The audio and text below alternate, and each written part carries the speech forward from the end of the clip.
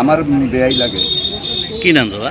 এর নাম রঞ্জন মিয়া। কি হয়েছে ঘটনাটা? ঘটনাটা ওই বাড়ির থেকে বাড়িয়া দুধ নিয়ে বিক্রি করার উদ্দেশ্যে আবার পথেই ওই দুধের ব্যাগ সাইকেল টাইকেল সব কিছু সামনে আছে। ওই বিএসএফের অ্যাম্বুলেন্সে গাড়িটারে হেরে বাড়ি দিয়া ফালাই দিয়া তারপরে দিয়া হে বাসে কিনা সন্দেহ আছে, নিচে জীবিত।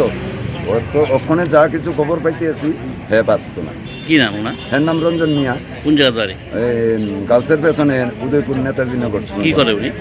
উনি আগে ফরেস্টে চাকরি করতো, রিটায়ার্ড পারসন, রিটায়ারমেন্টে আইয়া করছে সম্ভবত।